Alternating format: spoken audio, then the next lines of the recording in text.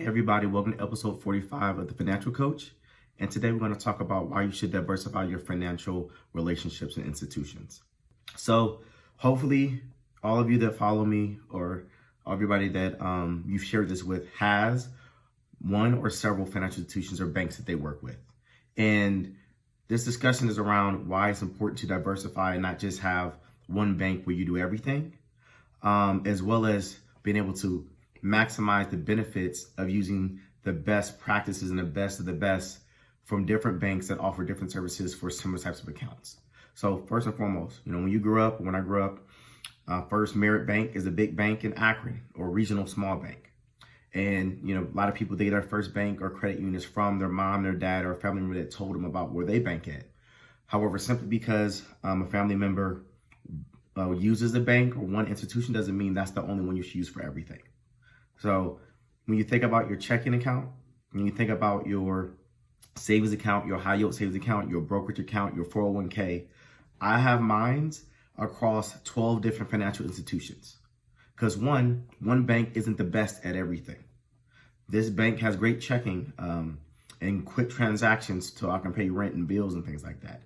This other bank, or these three banks, have great high yield savings account with great rates, great customer service, and all that good stuff.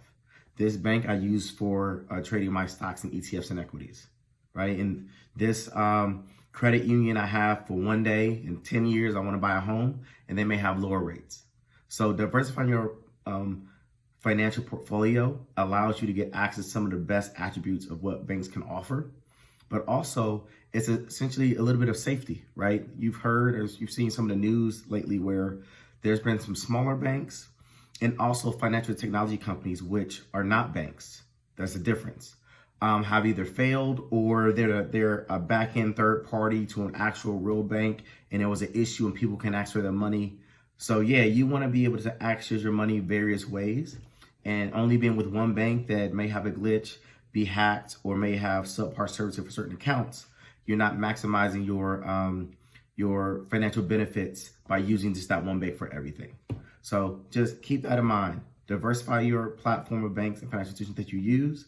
And if you have a bank or use a bank account that you don't trust or you had issue with years ago, how do you start to research other banks and other options so that you can trust and feel comfortable with the banks and financial institutions that you use? Because there's one thing to have an issue with the bank, was another thing where you don't trust that particular bank or banking period. And that's more of another discussion when it comes to trusting the banking system, but it's fairly strong in America. It's just that you need to make sure you understand what your bank does, what it's good at, what it's not, and which bank you should use for which account to make sure you can grow the most wealth, protect the most wealth, and be able to access your money in the United States and abroad.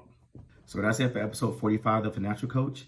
Please continue to follow me on IG at KeithJ_The Financial Coach, as well as my YouTube channel, Keith D. Johnson, The Financial Coach. Have a good one. Peace.